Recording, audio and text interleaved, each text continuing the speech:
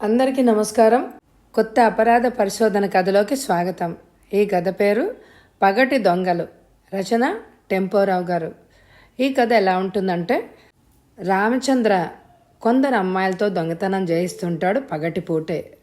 అవి ఎలా ఉంటాయి, వాటిని పోలీసులు ఎలా పట్టుకుంటారు అనేదే ఈ కథ అంశం. ఈ కథ నచ్చితే తప్పకుండా లైక్ చేయండి. ఇంకా కథలోకి వెళ్దామా? రాజాచంద్ర ఇంటి ముందు ఆగాడు. అతడి చేతిలో నల్లటి ప్లాస్టిక్ బ్యాగ్ ఉంది. భయపడుతూ అతడు తెరిచి ఉన్న గుమ్మం వైపు చూశాడు. గురవైశెట్టి దొంగ వస్తువులను కొంటాడని అతడు విన్నాడు. అది ఎంతవరకు నిజమో అతడికి తెలియదు. రాజాచంద్ర మెల్లగా ముందు హాల్లోకి వెళ్ళాడు. పడక కుర్చీలో గురవైశెట్టి కూర్చునున్నాడు. శెట్టి వయసు 60 ఏళ్ళు దాటి ఉంటుంది. పంచా జుబ్బాలో ఉన్నాడతను. బొగ్గు నలుపు, పొట్టిగా లావుగా ఉన్నాడతను. అతడు రాజాచంద్ర వైపు సూటిగా చూశాడు. ఏం కావాలి అని అడిగాడు. నా దగ్గర విలువైన వస్తువులున్నాయి, అమ్మడానికి వచ్చాను. అతడి వైపు తదేకంగా చూశాడు. అతడు యువకుడు, వయసు 20 ఉండొచ్చు. పచ్చగా అందంగా ఉన్నాడు. ప్యాంటు స్లాక్స్ ధరించాడు. కాళ్లకు బూట్లున్నాయి. చూపించు అన్నాడు శెట్టి అధికార ధోరణిలో. రాజాచంద్ర తన ప్లాస్టిక్ బ్యాగ్లోని వస్తువులను నేల మీద పడేశాడు. కొన్ని వెండి పాత్రలు, ఒక వాచ్, ఒక ట్రాన్సిస్టర్, ఒక సెతస్కోప్. ఏ డాక్టర్ ఇంట్లోంచో ఇవన్నీ కొట్టేసి ఉంటావు. రాజాచంద్ర మాట్లాడలేదు, మౌనంగానే ఉన్నాడు. గురవైశెట్టి నేల మీద వస్తువులను పరీక్షించాడు. వాటి విలువ 1000కి పైగా ఉంటుంది. వీటికి 200 ఇస్తాను అన్నాడు శెట్టి. రాజాచంద్ర ఉలిక్కిపడ్డాడు. చాలా తక్కువ అన్నాడతను. ఇదంతా దొంగ సొత్తు. దొంగ సొత్తును అమ్మడంలో ఎన్నో ప్రమాదాలు ఉన్నాయి. అంతకంటే ఇవ్వలేను. ఇవ్వండి అన్నాడు రాజాచంద్ర. తనకు డబ్బు అర్జెంటుగా కావాలి, ఎంత వచ్చినా పర్వాలేదు. శెట్టి డబ్బును వెంటనే ఇవ్వలేదు. అతడి వైపు సూటిగా చూశాడు. నువ్వు ఎక్కడ ఉంటున్నావు? రాజాచంద్ర భయపడ్డాడు. తన అడ్రస్ అతడికెందుకు? తనని పోలీసులకు అప్పగిస్తాడా? నా అడ్రస్ చెప్పను అన్నాడతను. మిస్టర్, నన్ను నీ శత్రువుగా భావించకు. నేను నీ మిత్రుణ్ణి. నీ గురించి ఎప్పుడు ఎవరికి చెప్పను. కానీ నువ్వు ఎవరో, ఎక్కడుంటున్నావో నాకు కావాలి. ఎటుపైగా నువ్వు దొంగిలించే వస్తువులన్నీ నాకే అమ్మాలి. క్షణకాలం రాజాచంద్ర ఆలోచిస్తూ ఉండిపోయాడు. నా పేరు రాజాచంద్ర. నేను నంబర్ 10 మురుగన్ వీధిలో ఉంటున్నాను. నీతో ఎవరుంటున్నారు? అమ్మ నాతో ఉంటుంది. ఆమె తప్ప నాకెవ్వరు లేరు. ఆమె పేరు మంగమ్మ. గురవైశెట్టి కుర్చీలోంచి లేచాడు. ఎనపెట్టి వైపు వెళ్ళాడు. ఎనపెట్టని తెచ్చి 250 రూపాయలు రాజాచంద్రకి ఇచ్చాడు. నేను చెప్పిన దానికంటే 50 ఎక్కువ ఇస్తున్నాను. నువ్వు సంతోషంగా వెళ్ళాలని నా ఉద్దేశం అన్నాడు శెట్టి. రాజాచంద్ర సంతోషించాడు. నోట్లను ప్యాంట్ జేబులో కుక్కున్నాడు. చాలా థ్యాంక్స్, వెళ్ళొస్తాను సార్ అన్నాడతను. రాజా, దొంగతనాలు చేసేటప్పుడు జాగ్రత్త పడు. నువ్వెప్పుడు పోలీసులకు చిక్కకూడదు. నువ్వు ఎప్పుడు ఏం తెచ్చినా నేను కొంటాను. నువ్వు ఒకవేళ పట్టుబడితే నా పేరు ఎప్పుడు చెప్పకూడదు. చెప్పను అన్నాడతను. అనేక మంది అలాగే అంటారు. పోలీసులు చావుగడితే నిజం చెప్పేస్తారు అన్నాడు శెట్టి. రాజాచంద్ర నవ్వాడు. నేను పట్టుబడను. నన్ను హింసించే అవకాశం పోలీసులకు దొరకదు. మీకు బెంగ అనవసరం అన్నాడతను. గుడ్, అలాగే ఉండాలి అన్నాడు గురవైశెట్టి. కమలా విమల రోడ్డమ్మట నడుస్తున్నారు. ఇద్దరూ నల్లగా ఉన్నారు. ఒకసారి వాళ్ళని చూస్తే మళ్ళా అటువైపు చూడబుద్దే కాదు. ఇద్దరి చేతుల్లోనూ పెద్ద బ్యాగ్స్ ఉన్నాయి. వాళ్ళు ఒక ఇంటి ముందు ఆగి మెల్లగా లోపలికి వెళ్ళారు. ముందు గది తలుపులు గుమ్మం ఎదుట నిలబడి తలుపును తట్టారు. 2 నిమిషాల తర్వాత తలుపు తెరవబడింది. బంగారమ్మ వాళ్ళ వంక చూసింది. బంగారమ్మ ఉదారంగు చీర రవిక వేసుకుంది. చేతికి అందమైన వాచ్ పెట్టుకుంది. ఆమె చాలా లావైన మనిషి. చేతికి బంగారు గాజులు, వేలికొక ఉంగరం ఉన్నాయి. ఆమె వయసు 20 ఉంటుంది. తెల్లటి జుట్టు. అమ్మాయి, ఏం కావాలి అని అడిగింది ఆమె. మేము రఘు అండ్ కంపెనీ తరఫున పనిచేస్తున్నామండి. ఇంటింటికి వెళ్ళి ఈ డిటర్జెంట్ వాషింగ్ పౌడర్ అమ్ముతూ ఉంటాం అంది కమల. 4 నంబర్లున్న కుటుంబానికి కిలో ప్యాకెట్ నెల రోజులు వస్తుంది. గుడ్డలు తెల్లగా ఉంటాయి. మురికి మాయమైపోతుంది అంది విమల. బంగారమ్మ వాళ్లవైపు దయతో చూసింది. ఈ ఆడపిల్లలు ఎండలో తిరుగుతున్నారు. మంచినీళ్ళు కావాలా అని అడిగింది ఆమె. ఇవ్వండి బామ్మగారు అంది కమల. లోపలికొచ్చి కూర్చోండే, నీళ్లు తెస్తాను అని ఆమె లోపలికి వెళ్ళింది. కమల, విమల లోపలికి హాల్లోకి వెళ్ళారు. ఇద్దరూ నలువైపులా చూశారు. టేబుల్ మీద పెన్ను ఉంది. కమల టేబుల్ దగ్గరికి వెళ్ళింది. పెన్నును బ్యాగులో పడేసుకుని సొరుగు లాగింది. లోపల ఉన్న రిస్ట్ వాచ్ని బ్యాగులో వేసుకుంది. విమల సౌజ్ఞలు గుర్తించి వచ్చి కుర్చీలో కూర్చుంది. బంగారమ్మ తెచ్చిన నీళ్లు వాళ్ళు దాహంతో తాగేశారు. చాలా థ్యాంక్స్ బామ్మగారు అంది కమలమ్మ. ఒక ప్యాకెట్ కొనండి, వెల ₹10.50. మార్కెట్లో ఇదే ప్యాకెట్ ₹12.50 అమ్ముతున్నారు అంది విమల. మా మనవడు లేడమ్మా, వాడుంటే తప్పక కొనమనేదాన్ని అంది బంగారమ్మ. ఆయన ఎప్పుడొస్తారు అని అడిగింది కమల. 6 వస్తాడు అందామె. మళ్ళా వస్తాం బామ్మగారు అని వాళ్ళు బయటికి నడిచారు. వాళ్ళు బయటికి వెళ్ళాక బంగారమ్మ తలుపు మూసి గడియ బిగించి తన బరువైన శరీరాన్ని మెల్లగా పడగదిలోకి చేర్చి మంచం మీద వాలింది. కమల, విమల ఆ రోడ్లోని మరే ఇంటికి వెళ్ళలేదు. శరవేగంతో రోడ్డమ్మట నడిచి వెళ్ళిపోయారు. రోడ్డు మలుపులో మోటార్ సైకిల్ పక్కనే రాజాచంద్ర నిలబడి సిగరెట్ పీలుస్తున్నారు. సమీపంలో ఎవ్వరూ లేరు. వాళ్ళు అతని పక్కనే ఆగారు. కమల తన బ్యాగ్లోంచి వస్తువులు తీసి అతడి బ్యాగ్లో పడేసింది. విమల మరికొన్ని వస్తువులు ఇచ్చింది. అతడు బ్యాగ్ను మోటార్ సైకిల్కి తగిలించుకొని వెళ్ళిపోయాడు. వాళ్ళిద్దరూ వెనక్కి తిరిగారు. అదే రోడ్లోని మరికొన్ని ఇళ్లకు వెళ్ళడానికి. చిన్న ఇల్లు. పడగ్గదిలో రాజాచంద్ర కుర్చీలో కూర్చుని అన్నాడు. నేల మీద 2 చేపలు పరుచున్నాయి. వాటి మీద 6 యువతులు కూర్చుని ఉన్నారు. అతడు నవ్వుతూ వాళ్ళ వైపే చూశాడు. మై డియర్ ఫ్రెండ్స్, ఇవాళ 7వ తారీఖు. గత నెలలో మనమంతా దొంగిలించిన వస్తువులు మొత్తం 3,000 వచ్చింది. మన అగ్రిమెంట్ ప్రకారం అందులో సగం నాది, మిగిలింది మీకు పనిచేస్తున్నాను. ఒక్కొక్కళ్ళకి 250 వస్తుంది అన్నాడతను. వాళ్ళందరికీ అతడు డబ్బిచ్చేశాడు. వాళ్ళ ముఖాల వైపు చూశాడు. 3 ముఖాలు సంతోషంగా ఉన్నాయి. కమల, హేమ, గాయత్రి ముఖాల్లో సంతోషం లేదు.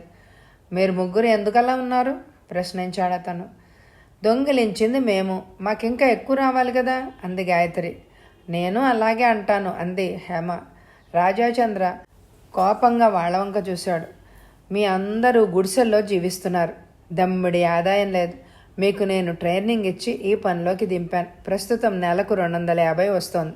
భవిష్యత్తులో ఇంకా ఎక్కువ కూడా రావచ్చు. మీకు ప్రమాదం రాకుండా మీరు దొంగిలించిన వస్తువులను నేను వెంటనే తీసుకుపోతున్నాను. అయినా మీరు సంతోషించడమే లేదు అరిచాడతను. గత మాసంలో మేము దొంగిలించిన వస్తువుల విలువ ఎంత ఉంటుంది అని అడిగింది కమల. 12,000 ఉండొచ్చు అన్నాడతను. అదమ్మితే నీకు 3,000 మాత్రమే వచ్చింది అంది కమల. గురవైశెట్టి నీకు తక్కువ ఇచ్చి నిన్ను మోసం చేస్తున్నాడు అంది గాయత్రి. కనీసం సగం ధరకు నువ్వు అమ్మాలి అంది హేమ. నేను ప్రయత్నించాను. గురవైశెట్టి ఎంతకంటే ఇవ్వడు. ఇటుపైన అతడికి అమ్మొద్దు అంది గాయత్రి. రాజాచంద్ర ఆలోచిస్తూ ఉండిపోయాడు. గురవైశెట్టికి తను అమ్మి తీరాలి. తన పేరు, అడ్రస్ అతడికి తెలుసు. మరెవరికైనా అమ్మితే గురవైశెట్టి తనని కష్టాల్లో ఎరిగించవచ్చు. ఇదంతా అతడు వాళ్లకు వివరంగా చెప్పాడు. తెగించి దొంగతనం చేసేవాళ్ళం. గురవైశెట్టికి భయపడాలా అంది గాయత్రి. దొంగ సొత్తును కొనేవాళ్ళు ఈ పట్టణంలో ఎందరో ఉన్నారు. వాళ్ళు ఇంకా ఎక్కువ ఇస్తారు అంది కమల. నీకు తెలిసిన వాళ్ళు ఎవరైనా ఉన్నారా అడిగాడతను. ఉమాపతి ఉన్నాడు, అతడు ఎక్కువగా ఇస్తాడు అందామె. ఈసారి అతడి దగ్గరికే వెళ్తాను అన్నాడు రాజాచంద్ర. గదిలోని యువతలందరూ వెళ్ళిపోయారు. రాజాచంద్ర ఆలోచిస్తూ కూర్చున్నాడు. తను ఉమాపతి దగ్గరికి వెళ్లే ముందు ఒక్కసారి గురవైశెట్టితో మాట్లాడడం మంచిది అని అనిపించింది.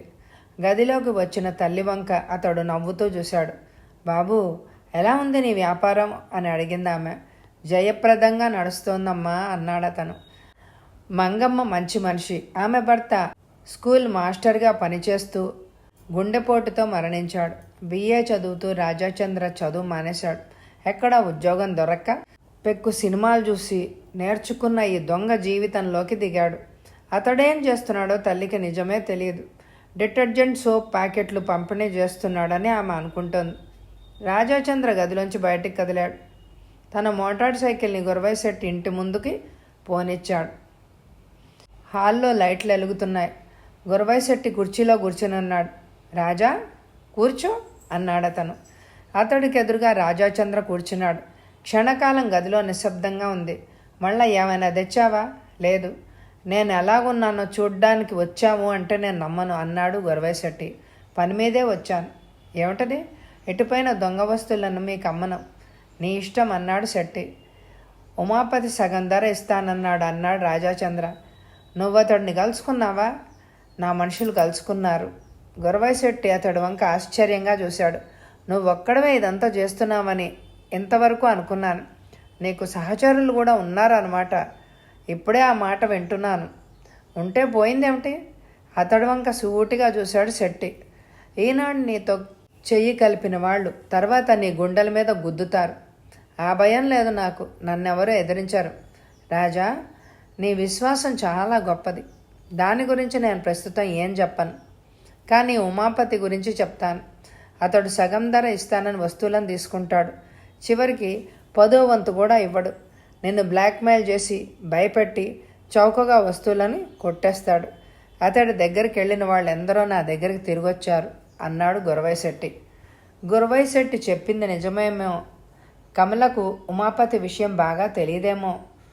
కొంతసేపు రాజాచంద్ర ఆలోచిస్తూ ఉండిపోయాడు. మీరు ఇంకా ఎక్కువ ఇవ్వగలరా?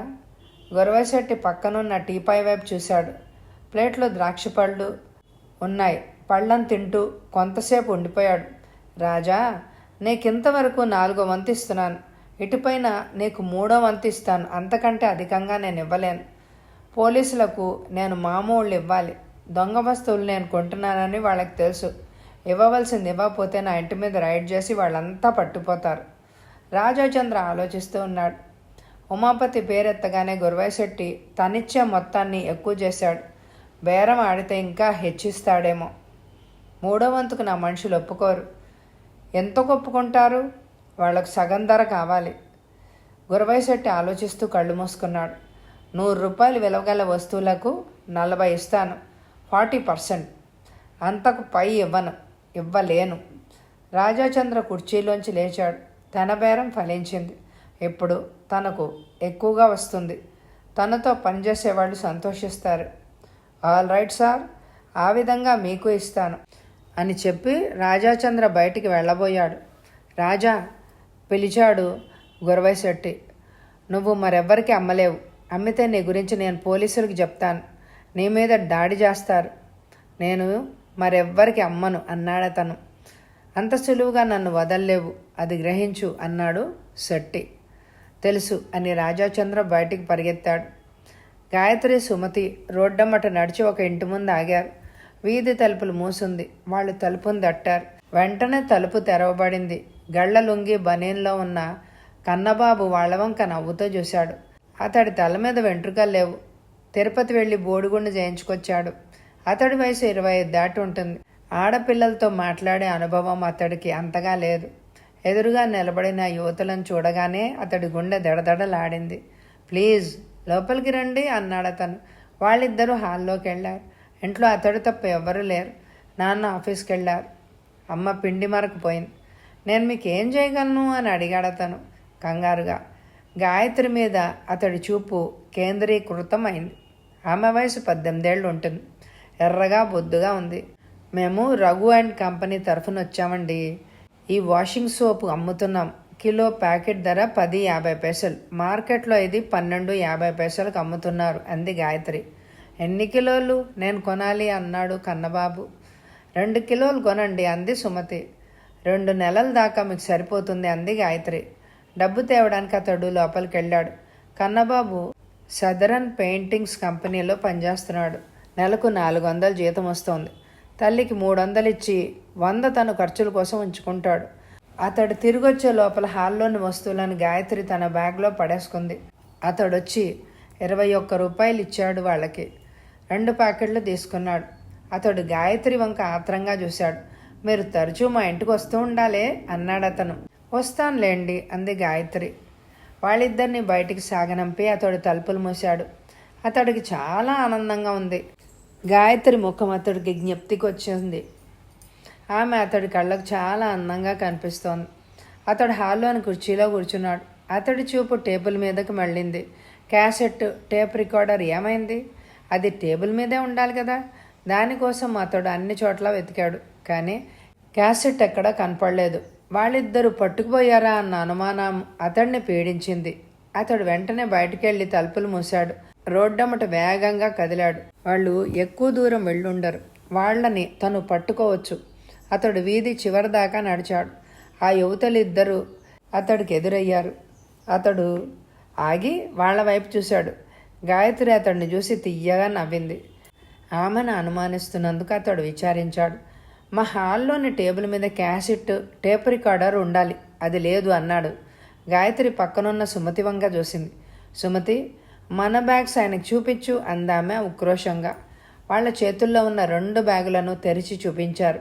వాటిలో క్యాసెట్లు లేదు, సోపు పౌడర్ ప్యాకెట్లు ఉన్నాయి. మిమ్మల్ని అనుమానించినందుకు నన్ను క్షమించండి, నాన్న క్యాసెట్ని పట్టుకెళ్ళి ఉంటాడు అని అతడు వెనక్కి తిరిగి వెళ్ళిపోయాడు. అతడు కొంచెం దూరం వెళ్ళాక గాయత్రి సుమతి చెయ్యిని పట్టుకొని నవ్వింది. ఎదురుగా కూర్చున్న 6 యువతల వైపు అతడు చూశాడు. గత మాసంలో మనం దొంగిలించిన వస్తువుల విలువ 15,000 ఉంటుంది.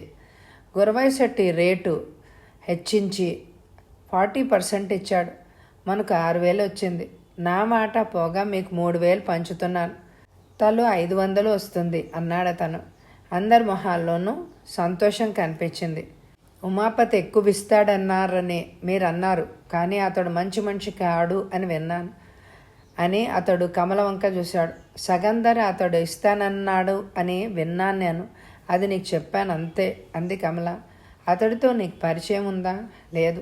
పరిచయం లేనివాడి కంటే పరిచయం ఉన్న గురవై శెట్టినే మనం నమ్మొచ్చు. ఎన్ని నెలల నుంచో శెట్టి నా దగ్గర వస్తువులు కొంటున్నాడు. నేను బేరం చేయగానే రేట్ పెంచాడు. అతడే త్వరలో మనకు సగం ధర కూడా ఇవ్వచ్చు అన్నాడు అతను. ఇస్తే బాగానే ఉంటుంది అంది హేమ. గాయత్రి అతడి వంక సీరియస్గా చూసింది. ఈ దొంగతనాలు ఇదే విధంగా ఇంకా ఎంతకాలం చేయగలం? తన క్యాసెట్ టేప్ రికార్డర్ కనపడడం లేదని కన్నబాబు మా వెనకపడ్డాడు, పరిగెత్తుకొచ్చాడు.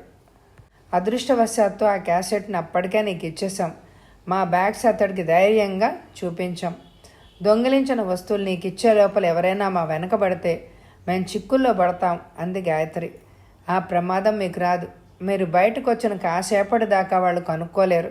ఈ లోపల నేను అదే వీధి మలుపులో మీకోసం సిద్ధంగా ఉంటాను. భయపడకండి అన్నాడు అతను. గదిలో 2 నిమిషాల పాటు నిశ్శబ్దంగా ఉంది. రాజాచంద్ర సిగరెట్ వెలిగించి వదులుతూ వాళ్ళ వంక చూశాడు. మిమ్మల్ని అనేక ప్రదేశాల్లో నేను తిప్పుతున్నాను, అందువల్ల ఎవ్వరూ మిమ్మల్ని అనుమానించే అవకాశం లేదు.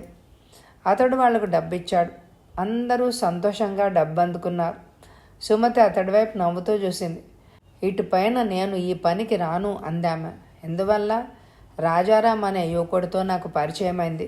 మేమిద్దరం ప్రేమించుకుంటున్నాం. ఈ వారంలో మా పెళ్లి జరగబోతోంది. Good news. సంతోషం. అసలు రాజారాం నీకెలా తటస్థపడ్డాడు అని అడిగాడు రాజాచంద్ర. అతడింటికి మేము వెళ్ళాం. అతడింట్లోంచి 2 వాచీల్ని కొట్టేశాం. తర్వాత మేము కలుసుకున్నాం. అతడు నన్ను గుర్తుపట్టాడు. నన్ను హోటల్స్కి బీచ్లకి తీసుకెళ్లేవాడు. ఆ విధంగా మా ప్రేమ పెరిగింది అంది సుమతి. రాజాచంద్ర ఆమె వంక సూటిగా చూశాడు. అతడికి మా గురించి నువ్వు చెప్పొచ్చు, ప్రాణం పోయినా చెప్పను అందామె. నేను నమ్మలేను. నువ్వు ఎలాగూ వెళ్ళిపోతున్నావు. నీకు ఇచ్చిన 500 నాకు వాపస్ చేయి. అది తతిమా వాళ్లకు పంచేస్తాను. భర్త దొరికినందుకు నువ్వు తృప్తిపడు. ఆమె తుళ్ళిపడింది. గత మాసంలో నేను పనిచేశాను. ఈ డబ్బు నాది అందామె. మాతో ఉంటే నీదే, మమ్మల్ని వదిలేస్తే నీది కాదు అన్నాడు అతడు గంభీరంగా.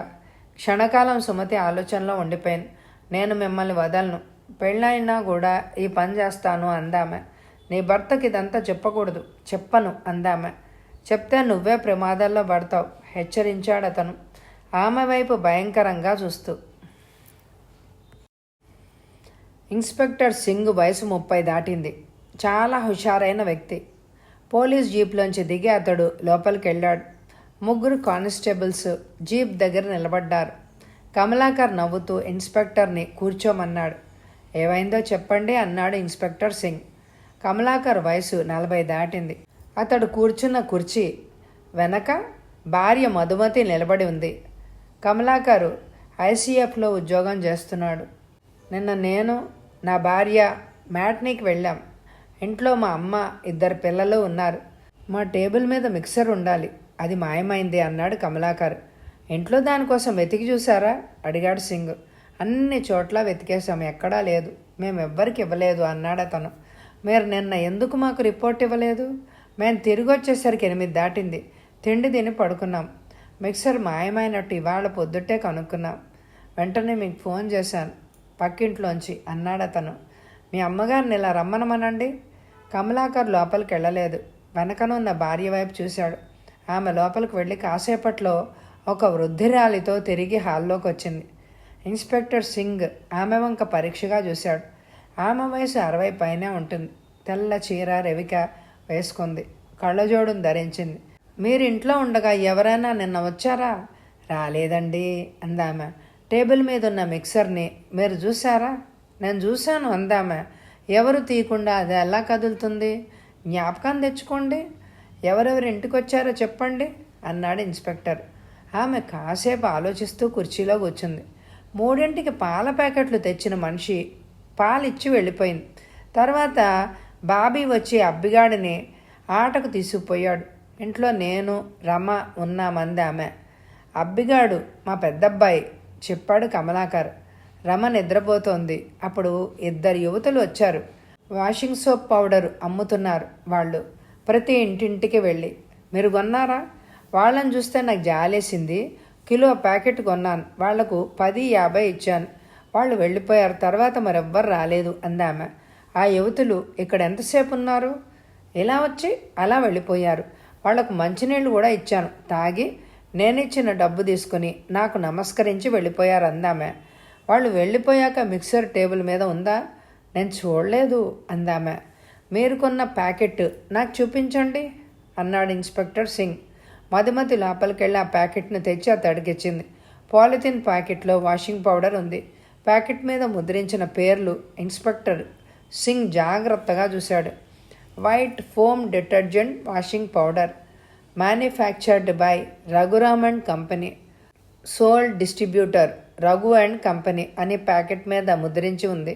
ఇన్స్పెక్టర్ సింగ్ ఆ కంపెనీల పేర్లను తన డైరీలో రాసుకున్నాడు. ఆ యువతులు మీతో ఏం చెప్పారు? ఆ కంపెనీ తరఫున పనిచేస్తున్నామా అని అన్నారు. సోపు పౌడర్ ప్యాకెట్ చూపించారు. దయతల్చో ప్యాకెట్ కొన్నాను అందామె.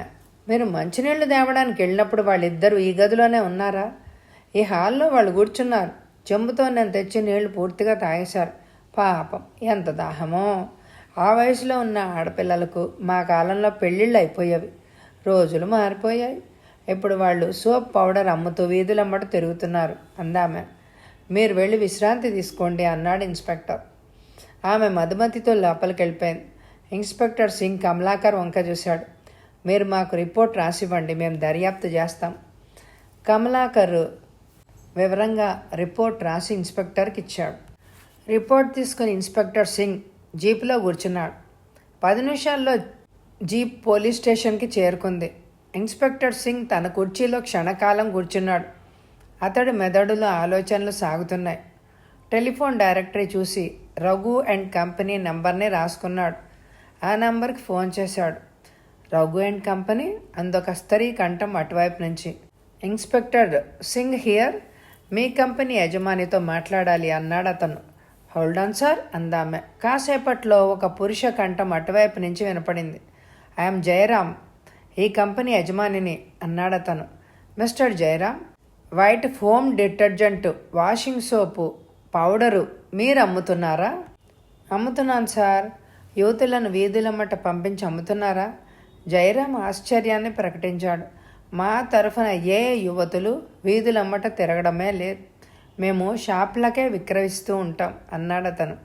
ఏ యువతులు మీ కంపెనీ తరఫున పనిచేయడం లేదా? లేదు sir. Manufacturer Raghu and company యువతులను పంపుతుందేమో? No sir. కర్ణాటక, కేరళ, తమిళనాడు, ఆంధ్రాలకు మేము పంపిణీదారులం. ఈ రాష్ట్రంలో మేమే అమ్మాలి. మాకు తెలియకుండా ఏమి జరగదు అన్నాడు జయరామ్. మిస్టర్ జయరామ్, మీ ప్రోడక్ట్ని ఈ పట్టణంలో యువతులు వీధులమ్మట తిరిగి అమ్ముతున్నారు. మీ కంపెనీ తరఫున పనిచేస్తున్నామని వాళ్ళు చెప్తున్నారు అన్నాడు ఇన్స్పెక్టర్. 3 ఏళ్ల క్రితం అలా మేము అమ్మించాం. మా వాషింగ్ సోప్ పౌడర్కి చాలా డిమాండ్ ఏర్పడింది. ప్రస్తుతం మేము అలా చేయడమే లేదు. థ్యాంక్స్ అని సింగ్ రిసీవర్ని పెట్టేశాడు. కుర్చీలోంచి వెనక్కి వాలి ఆలోచిస్తున్నాడు సింగ్. ఒక విషయం తేట తెల్లంగా తెలుస్తోంది. రఘు అండ్ కంపెనీ యువతల చేత ఈ వాషింగ్ పౌడర్ని అమ్మించడం లేదు. అయితే ఈ వాషింగ్ పౌడర్ని ఎవరు అమ్ముతున్నారు? వాషింగ్ పౌడర్ని అమ్ముతున్నట్టు నటిస్తూ వాళ్ళు దొంగతనాలు చేస్తున్నారు. వాళ్లకు వాషింగ్ పౌడర్ అమ్మడం ప్రధానం కాకపోవచ్చు. ఏదో అమ్ముతున్నట్టు నటిస్తే కానీ వాళ్ళని ఇళ్లలోకి రానివ్వరు. వాళ్ళు కూడా వెళ్ళలేరు. ఇన్స్పెక్టర్ సింగ్ చాలాసేపు ఆలోచిస్తూ ఉండిపోయాడు. అరగంట తర్వాత అతడు మేల్కొన్నాడు తన ఆలోచనల్లోంచి. ఇప్పుడు అతడికి అంతా అర్థమైపోయింది. తను తెలివిగా వాళ్లను వలలో ఇరికించి పట్టుకోవాలి. అతడు పోలీసు హెడ్ క్వార్టర్స్కి ఫోన్ చేశాడు. ఎటువంటి దొంగతనాలు మరేమైనా జరిగాయేమో అతడు తెలుసుకోవాలి. రాజేంద్ర ఇచ్చిన వస్తువులను గురవై శెట్టి చూశాడు. వీటి విలువ 2000 ఉంటుంది, కానీ ప్రస్తుతం నేను కొనలేను అన్నాడు అతను. రాజాచంద్రలో గాబరా పుట్టుకొచ్చింది. ఇన్ని వస్తువులను రహస్యంగా మరో చోటకు మోసుకెళ్ళాలి. సాధారణంగా దొంగిలించిన వస్తువులను అమ్మేటప్పుడే దొంగ పట్టుబడతాడు. ఎంత హఠాత్తుగా కొన్నంటే ఎలాగా? నేను ఎక్కడికి వెళ్తాను? గురవైశెట్టి టీపై మీద ఉన్న ప్లేట్లలోని ద్రాక్ష పళ్ళను తింటూ అతడి వంక చూశాడు. దొంగ వస్తువులను కొనడం ప్రమాదంతో కూడుకుంది అని నీకింతకు ముందే చెప్పాను. ఇన్స్పెక్టర్ సింగ్ నా దగ్గరకు వచ్చాడు. రికో మిక్సర్ని ఎవరో దొంగిలించినట్లు రిపోర్ట్ వచ్చిందట. రికో మిక్సర్ 2 రోజుల క్రితం నువ్వు నాకు అమ్మావు, గుర్తుందా? అతడు తళ్లాడించాడు. పోలీసులు నీకోసం వెతుకుతున్నారు. వాళ్ల కళ్ళు నీ మీద పడ్డాక నువ్వమ్మే వస్తువుల్ని ఎవ్వరూ కొనరు. రాజాచంద్ర ఆలోచించసాగాడు. ఇన్స్పెక్టర్ సింగ్ ఏం తెలుసుకున్నాడో కనుక్కోవడం మంచిది. ఇన్స్పెక్టర్ సింగ్ ఎంతవరకు మా గురించి తెలుసుకున్నాడు? మీకు దగ్గరవుతున్నాడు. రేపో మాపో అతడు నీ దగ్గరికి రావచ్చు.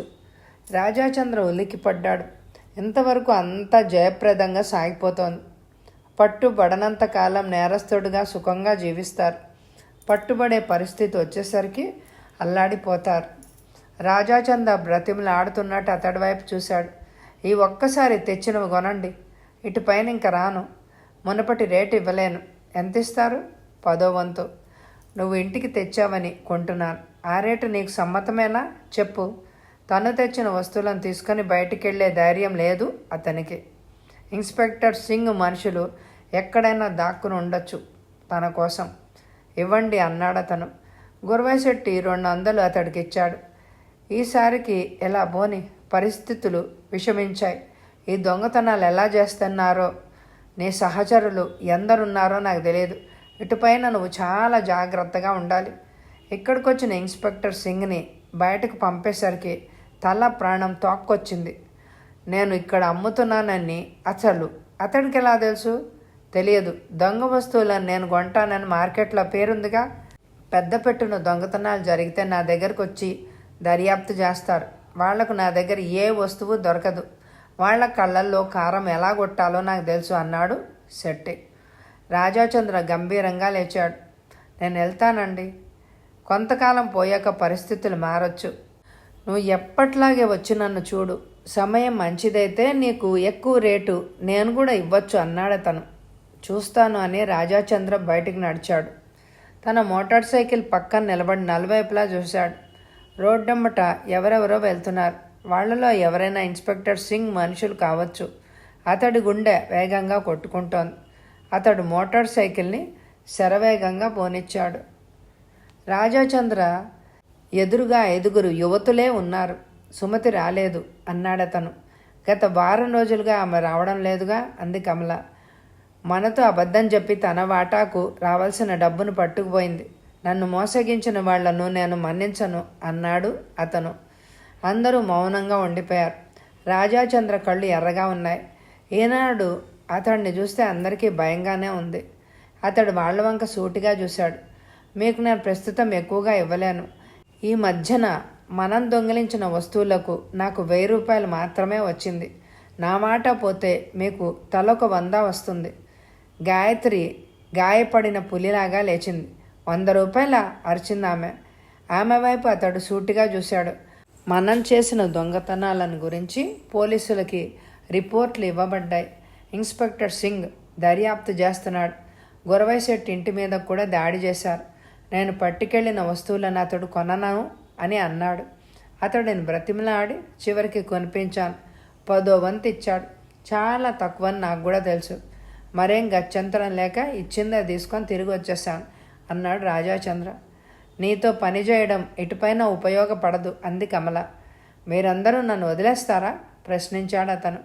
ఫలితం లేనప్పుడు పనిచేయడం దేనికి? గాయత్రి అంది. మీరు నన్ను వదలొద్దు. త్వరలో పరిస్థితులు బాగుపడతాయి. మేమేం ధనవంతులం కాము. అందుకే తెగించి నీతో పనిచేస్తున్నాం. పోలీసులకు మేము దొరికిపోవచ్చునని ఒకవైపు నుంచి భయం మమ్మల్ని కూడా పీడిస్తున్నా మా ధైర్యాన్ని మేము కోల్పోలేదు. ఇన్స్పెక్టర్ రంగంలోకి దిగాడని విన్నాక మాకు భయంగా ఉంది అంది విమల. తనతో పనిచేసే యువతులు భయపడకుండా చూడాలి. వాళ్ళు ఉంటే గాని దొంగతనాలను తను చేయించలేడు. వాళ్ళు తనని వదిలేస్తే తనకు ఆదాయమే ఉండదు. మీరేం భయపడకండి. నేను గురవై శెట్టితో మాట్లాడాను. అతడికి పోలీసు వాళ్ళందరూ తెలుసు. అతడు ఇన్స్పెక్టర్ సింగ్ను లొంగదీస్తాను అని అన్నాడు. ఇన్స్పెక్టర్ సింగ్ మన ఏం చేయడు. అతడికి ఇవ్వవలసిన డబ్బు గురవై శెట్టి ఇచ్చేస్తాడు. మన పనికి భంగం కలగదు. అలాగైతే పర్వాలేదు అంది హేమ. కానీ మనం చేసేదానిలో కొన్ని మార్పులను నేను తీసుకున్నాను. ఇటుపైన డిటర్జెంట్ సోప్ పౌడరు మీరు అమ్మరు. తిలక్ అండ్ కంపెనీ వారు ఒక్కపొడిని తయారు చేస్తున్నారు. ఇటుపైన మీరు ఒక్కపొడిని అమ్మాలి. పోలీస్ డిపార్ట్మెంట్ సోప్ పౌడర్ ప్యాకెట్లు అమ్మే వాళ్ళ కోసం చూస్తున్నారు. ఒక్కపొడి అమ్మేవాళ్ళని పట్టుకోరు. ఆ కంపెనీ వాళ్ళు యువతుల చేత ఒక్కపొడం ప్యాకెట్లు అమ్మిస్తున్నారు. అది మనకు ఉపయోగపడుతుంది. ఎలా ఉంది నా ఐడియా? ఫైన్ అంది కమల. మరొకటి, ఎంతవరకు మీరు అమ్మిన ప్రదేశాలకు ఇప్పుడు మీరు వెళ్ళరు. వేరే ప్రదేశాలకు మిమ్మల్ని పంపిస్తాను. నువ్వేం చెప్పినా మేము చేస్తాం. మాకు ప్రమాదం రాకుండా నువ్వు చూడాలి అంది కమల. మీకేం భయం లేదు, నేనున్నానుగా అన్నాడు అతను. పోలీస్ డిపార్ట్మెంట్లో ఇన్స్పెక్టర్ సింగ్ చాలా తెలివైన యువకుడు. దేశం బాగా క్షేమంగా ఉండాలని అతడి ఆశయం. డబ్బుకు లొంగే మనిషే కాడతను. White foam detergent washing soap powder ప్యాకెట్లు అమ్మిన ప్రదేశాల్లో తిరగమని కొందరు మనుషులను అతడు నియమించాడు. రోజుల్లో అతడు తన కుర్చీలో కూర్చునే ఉంటున్నాడు. తన మనుషులు అతడికి రిపోర్ట్స్ పంపుతున్నారు. తను అనుకోని విధంగా ఏమీ జరగలేదు. టెలిఫోన్ మోగింది. అతడు రిసీవర్ని ఎత్తాడు. ఇన్స్పెక్టర్ సింగ్ అన్నాడు అతను. Mukund reporting sir. చెప్పు. ఈ ప్రదేశంలో డిటర్జెంట్స్ సోప్ ప్యాకెట్లు అమ్మేవాళ్ళు నాకు కనిపించలేదు. 2 యువతులు ఒక్కపొడి పొట్లాంలో అమ్ముతున్నారు. ఇన్స్పెక్టర్ సింగ్ కుర్చీలోంచి తుల్లిపడ్డాడు. మిస్టర్ ముకుంద్ ఒక్కపొడం ప్యాకెట్లను అమ్మేవాళ్ళని వెంటాడు అన్నాడతను. అలాగే సార్ అన్నాడు ముకుంద్. ఇన్స్పెక్టర్ సింగ్ కుర్చీలో వెనక్కి వాలి ఆలోచిస్తున్నాడు. డిటర్జెంట్ సోప్ ప్యాకెట్లు అమ్మేవాళ్ల కోసం తను అన్వేషిస్తున్నట్టు వాళ్ళకి తెలిసిపోయి ఉండొచ్చు. దొంగల మూట ఇప్పుడు ఒక్కపొడం ప్యాకెట్లు అమ్ముతూ ఉండొచ్చు. దొంగతనం చేసేవాళ్ళు పోలీసులు ఎలా వ్యవహరిస్తున్నది కనుక్కుంటారు. పోలీసులకు దొరకకుండా ఉండేందుకు వాళ్ళ పద్ధతులను మార్చుకుంటారు. ఇన్స్పెక్టర్ సింగ్ జీవితంలో ఇటువంటివి ఎన్నో చూశాడు. 1 గంట ప్రాంతంలో మళ్ళీ టెలిఫోన్ మోగింది. అతను రిసీవర్ని ఎత్తాడు.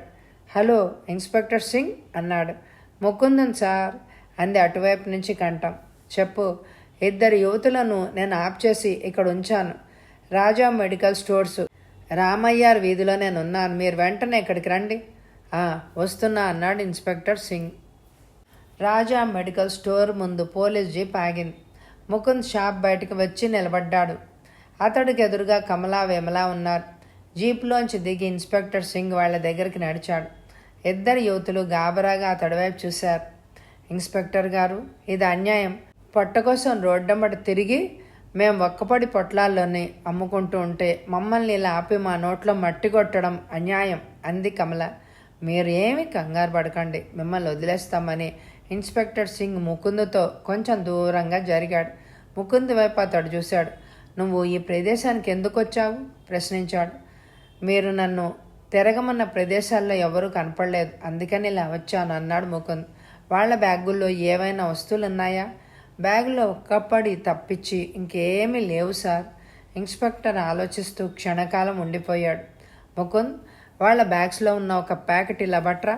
ముకుంద్ వాళ్ళ దగ్గరికి వెళ్ళి ప్యాకెట్తో తిరిగి వచ్చాడు. ప్యాకెట్ని ఇన్స్పెక్టర్ పరీక్షించాడు.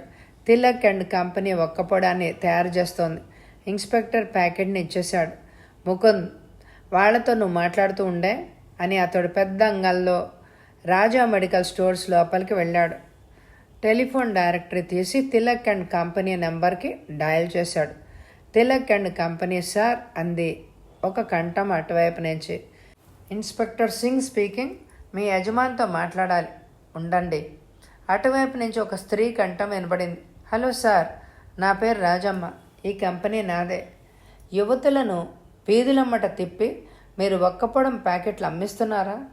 అమ్మిస్తున్నాం సార్, మాది కొత్త కంపెనీ. అలా ప్రచారం చేస్తే కానీ మా ఒక్కపొడం పాపులర్ కాదు. ఎంతమంది యువతులు పనిచేస్తున్నారు? 20 మంది. వాళ్ళందరికీ అమ్మకాన్ని బట్టి కమిషన్ ఇస్తాం. ఇన్స్పెక్టర్ సింగ్ ఆలోచిస్తూ ఉండిపోయాడు. ఆమెను క్షణకాలం ఉండమని అతడు బయటికి పరిగెత్తాడు. ఆ యువతులతో మాట్లాడి వెళ్ళి రిసీవర్ని అందుకున్నాడు. మీ తరఫున పనిచేసే 100 మందిలో కమల, విమల ఉన్నారా అని అడిగాడు. కాసేపు ఆగండే, లిస్టు చూసి చెప్తాను అందామె. ఆ పేర్లతో ఎవరు లేరు సార్ అందామె కొంతసేపు అయిన తర్వాత.